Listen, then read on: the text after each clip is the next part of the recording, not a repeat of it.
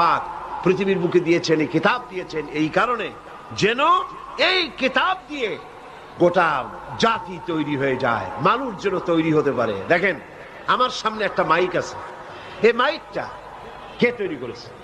বিজ্ঞানীরা তৈরি করেছে। এই মাইক যখন কেনা হয়েছে তখন এই মাইকের সাথে একটা ক্যাটালগ দেওয়া হয়েছে, একটা গাইড বুক দেওয়া হয়েছে, তাতে লেখা আছে এটা অপারেট কিভাবে হবে।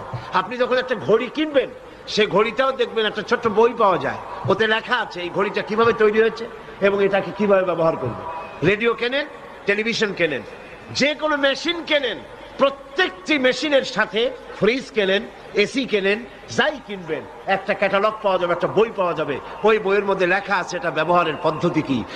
ওই পদ্ধতি অনুসরণ না করলে আপনার এই মেশিনটি ভালো থাকবে না এবং প্রপার পারপাস সার্ভ করবে না। কথা বুঝে আসছে? কথা বুঝে আসছে? তাহলে ছোট্ট একটা মাইক যে তৈরি করেছে, এই যে টেলিভিশন ক্যামেরা, কি বলে ভিডিও ক্যামেরা, এই ভিডিও ক্যামেরা যারা তৈরি করেছে তারা এর সাথে একটা বই দিয়ে দিছে না? আরে ভাই কথা বুঝেন কিনা? সেই বই অনুযায়ী যদি না চালাই, আন্দাজে যদি এগুলো চালায় তারা চলবে, বরং সর্বনাশ হবে, ঠিক কিনা? এইটা যদি বোঝেন তাহলে এইটুকুন কেন বোঝেন না? এত বড় বিরাট পৃথিবী, অত বড় আকাশ, এই জনগোষ্ঠী এই সৃষ্টি কেমনে চলবে? যিনি বানাইছেন তিনি কোনো ক্যাটালগ দেননি, তিনি কোনো গাইড বুক দেননি। সেই গাইড বুকের নাম কি? কোরআন। সেই গাইড বুকের নাম কি? কোরআন। বুঝেন, এটা হচ্ছে সেই বিজ্ঞানময় কোরআনের আয়াত।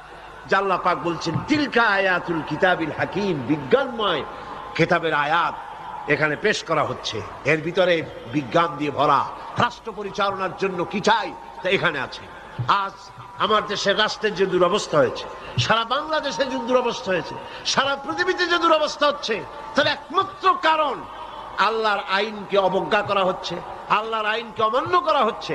ফলে অশান্তি আমাদের জন্য, অশান্তির পাহাড় মাথার উপরে চেপে বসেছে। এই অশান্তি থেকে যদি বাঁচতে চাই কিনা বলেন? এই অশান্তি থেকে কি বাঁচতে চাই? তাহলে পথ কি? আল্লাহ রাব্বুল আলামিন বলেন অশান্তি থেকে যদি বাঁচতে চাও, শান্তি যদি পেতে চাও, قد جاءكم من الله نور وكتاب مبين। অবশ্যই আমি আল্লাহ পাকের পক্ষ থেকে তোমাদের জন্য এসেছি নূর, আর তোমাদের জন্য দিয়েছি আমি স্পষ্ট কিতাব। যে নূর দিলাম সেই নূর হলেন মুহাম্মাদুর রাসূলুল্লাহ সাল্লাল্লাহু আলাইহি সাল্লাম। আর যে কিতাব দিলাম সেই কিতাবের নাম হচ্ছে কোরআন। কিতাবের নাম হচ্ছে কোরআন। একখানা কিতাব দিলাম যার নাম কোরআন শরীফ, আর দিলাম নূর, অন্ধকারের ভিতরে আলোর মতো করে মুহাম্মাদুর রাসূলুল্লাহ সাল্লাল্লাহু আলাইহি সাল্লামকে দিয়ে দিলাম। কোরআন আর সুন্নাহ অনুসরণ করে যদি জীবন চালাতে পারো, দুনিয়ায় শান্তি পাবে, আখিরাতেও শান্তি পাবে। সেই জন্য আল্লাহ কিতাব দিলেন। কিতাব বুঝবো না বলে আল্লাহ পাক তার নবীকে দিলেন। বলেন সুবহানাল্লাহ। একটি ছোট্ট দৃষ্টান্ত দিলে আপনারা বুঝতে পারবেন। আমরা একটা বাড়িতে ছিলাম। পৃথিবীতে আসার আগে আমাদের পিতা কে বলেন তো? গোটা পৃথিবীর মানুষের পিতা কে? আদম আলাইহিস সালাম। আর জাতির পিতা কে? ইব্রাহিম আলাইহিস সালাম। পেস্টাস লাগায় ফেলায়েন না তো। আদম আলাইহিস সালাম তিনি একটা বাড়ি। আদম আলাইহিস সালাম আমাদের কি? আবাল বাশার, সমস্ত মানব গোষ্ঠীর আদি পিতা আদম আলাইহিস সালাম। আর আমাদের মা হযরতে হাওয়া আলাইহিস সালাম কোন বাড়িতে ছিলেন? তাও কইতে পারেন না। বেহেশতে ছিলেন। সেই বাড়িটা থেকে ওনারা পৃথিবীতে এলেন। আমাদের আল্লাহ পাক পৃথিবীতে পাঠালেন। আবার আমাদের সন্তানেরা তারা পিতার কি পায়? মিরাস পায়। সুতরাং আমাদের সেই মিরাসটা হচ্ছে কি? জান্নাত। আমাদের পিতৃভূমি কোনটা? জান্নাত। সেই জান্নাতে আমরা যেন ফিরে যেতে পারি, সেই জন্য আল্লাহ রাব্বুল আলামিন পথ তৈরি করে দিলেন। সুবহানাল্লাহ। আল্লাহ পথ তৈরি করে দিলেন। সেই পথের দুইটি ধারা। যেমন চট্টগ্রাম থেকে ট্রেনে করে যদি আপনি ঢাকা যেতে চান, তাহলে ট্রেনে যদি যেতে চান ট্রেনগুলি চলে কয়টা লাইনের উপর থেকে কন্ত বলেন, সবাই জবাব দেন। লোহার পাটি কয়টা? দুইটা। এই দুইটা লাইনের উপরে ট্রেনের কম্পার্টমেন্ট গুলি, বগিগুলি এর উপরে দেওয়া হয়। নিচে থাকে কি? চাকা। একটু মাথা খেয়াল করে শুনবেন, তাহলে জবাব দিতে পারবেন ঠাস ঠাস করে। নিচে থাকে চাকা। এই চাকাগুলি লাইনের উপরে, আর বগির মধ্যে কে? আপনি, আপনারা, আমরা মাল সামান নিয়ে বগিতে উঠছি, যাইব কই? ঢাকা রওনা করছি। এখন দুইটা লাইন আর চাকার মাপ যদি ঠিক মতো থাকে, লাইনের মাপও যা, চাকার মাপও তাই, এই মাপ মতো যদি চলে, তাহলে কমলাপুর কি বলে, এখানে এর জায়গাটা কি জানি, পাহাড়তলি, পাহাড়তলি থেকে ছাড়বে আর কমলাপুর পর্যন্ত চলে যাবে। পারবে কিনা? পারবে কিনা? কিন্তু মাঝখানে চলতে গিয়া লাইন যদি একটু চ্যাপ্টা হয়ে যায় বেশি, অথবা চাকাগুলো যদি একটু সংকীর্ণ হয়ে আসে, বা চাকাগুলো একটু বেড়ে গিয়ে যদি একটু বেড়ে যায়, তাহলে গাড়ি কি চলবে? গাড়ি চলবে? কি হবে? অ্যাক্সিডেন্ট করবে। খুব বুঝে আসতেছে না? অ্যাক্সিডেন্ট করবে। অ্যাক্সিডেন্ট করলে আপনি হাসি খুশি বাড়ি ফিরে আসবেন নাকি? আপনিও শেষ, মাল সামানও শেষ, গোষ্ঠী শুদ্ধ শেষ, ঠিক কিনা? গাড়িতে যারা ছিল সব শেষ হয়ে গেল। তাহলে কি বুঝাইলাম? হাসির খোরাক দেই নাই, চিন্তার খোরাক দিয়েছি। যদি আপনার জীবন নিয়ে নিরাপদে কমলাপুর পাহাড়তলি থেকে ঢাকা যদি পৌঁছাতে চান ট্রেনে, তাহলে ট্রেনের চাকা আর দুইটা লোহার লাইন এর মাপ সমান হইতে হবে, ঠিক কিনা? তাহলেই যেতে পারবেন নিরাপদে। আর মাপ উল্টোপাল্টা হইলে যেতে পারবেন না। এবার আসুন, আল্লাহ রাব্বুল আলামিন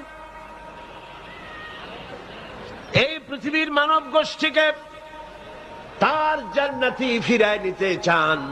সেই জন্য আল্লাহ রাব্বুল আলামিন রেলের দুইটা পাটি দিয়ে দিলেন, একটার নাম কোরআন আর একটার নাম সুন্নাহ।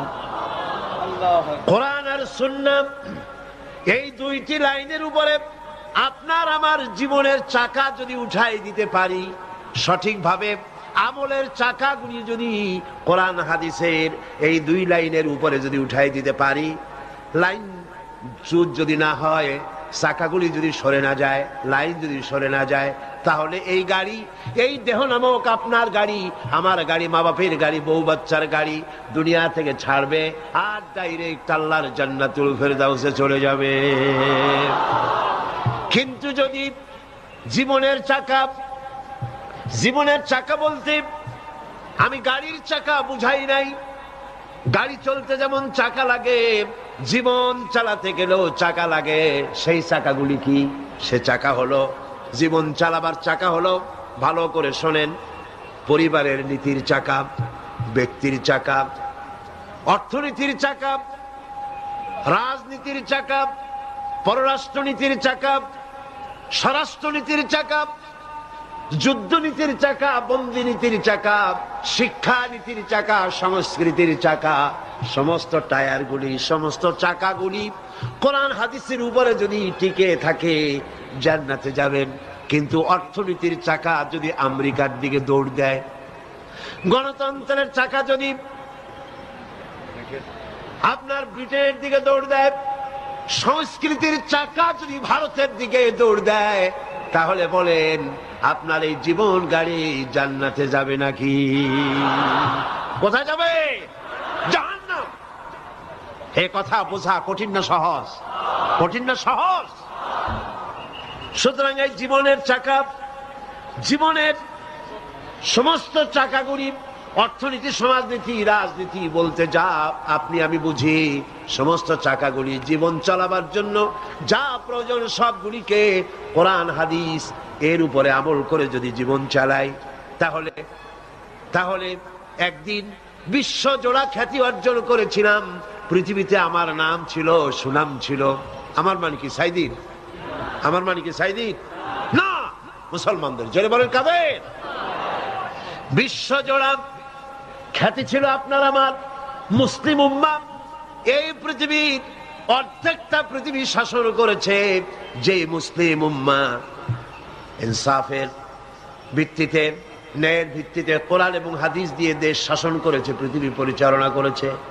আবার সেই সৌভাগ্য ফিরে আসতে পারে যদি কোরআন থেকে বীরত্বের সবক নেই, যদি ন্যায় বিচারের সবক নেই, যদি কোরআন হাদিসের সবক আবার গ্রহণ করি।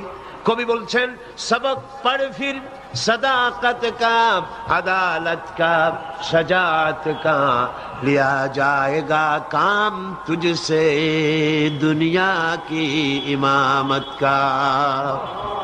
আবার সবক নাও, কোরআন থেকে শিক্ষা গ্রহণ করো, হাদিস থেকে শিক্ষা গ্রহণ করো, তাহলে আবার দুনিয়ার নেতৃত্ব তোমার হাতে ফিরে আসবে। সুবহানাল্লাহ। দুনিয়া তুমি চালাবা।